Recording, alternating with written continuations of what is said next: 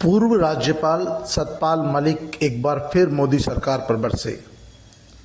उन्होंने मोदी सरकार पर राजस्थान की सबसे महत्वपूर्ण ईआरसीपी योजना अटकाने का आरोप लगाया।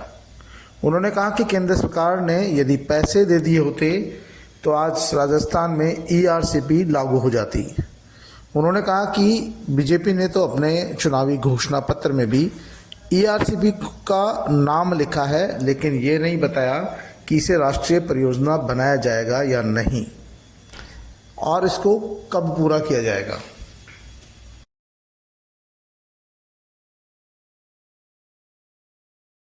ईआरसीपी एक ऐसा प्रोजेक्ट है जिससे राजस्थान को बहुत फायदा होने वाला था। इसको भी केंद्र ने रोक दिया है, जबकि स्टेट गवर्नमेंट पैसा देने को तैयार है, पैसा दिया भी है, लेकिन सेंटर ने बहाना बना के उसको रोक दिया है। तो ये सारी चीजें हैं जो एंटी पीपल, किसानों के खिलाफ, मजदूरों के खिलाफ, जवानों के खिलाफ हो रही हैं। इन पे हमको लड़ना पड़ेगा और मैं सब पार्टियों से, सब जातियों से, सब लोगों से अपील करता हूं कि आने वाले चुनाव में बिरादरी का फर्क मिटा के किसान की तरह वोट करें, अपने सवालों पे वोट करें, अपने हितों को देख के वोट करें। ये सोचे कि कौन हमको बर्बाद करना चाहता है और कौन आबाद करना चाहता है, क्योंकि इन सब चीजों के लिए भाजपा जिम्मेवार है।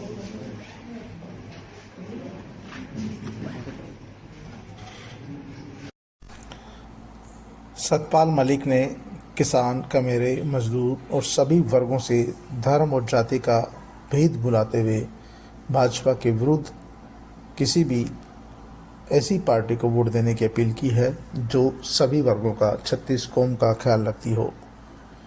जाहिर सी बात है कि उन्होंने कांग्रेस पार्टी का सीधा नाम तो नहीं लिया, लेकिन साफ कहा कि भारतीय जनता पार्टी की न नीति सही है और न ही नीति।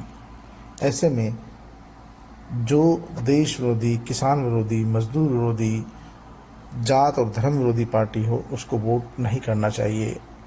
उन्होंने भारतीय जनता पार्टी और केंद्र सरकार पर सेना के जवानों का मनोबल तोड़ने का भी आरोप लगाया। उन्होंने कहा कि जब से अग्निवीर योजना आई है, सेना में जाने के लिए तैयारी करने वाले युवाओं की संख्या में कमी आई है, क्योंकि अग्निवीर 4 साल की नौकरी होती है। इसके लिए कोई व्यक्ति अपना पूरा जीवन कैसे बर्बाद करेगा। उन्होंने कहा कि केंद्र सरकार की अदूरदर्शिता के कारण ही आज सेना में जाने से युवक डर रहा है, कतरा रहा है।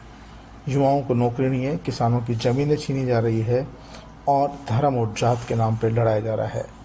ऐसी स्थिति में पूरे देश में अब भारतीय जनता पार्टी से लोगों का मोह भंग होता जा रहा है। वो हवलदार होता था, उसकी अगली पीढ़ी मेजर हो जाती थी और तीसरी पीढ़ी लेफ्टिनेंट जनरल होकर रिटायर होती। अब उसको भी खत्म कर दिया। अग्निवीर योजना ले आए, कौन 4 साल के लिए कौन अपनी जान देगा, कौन शहादत कराएगा, कौन लड़ेगा।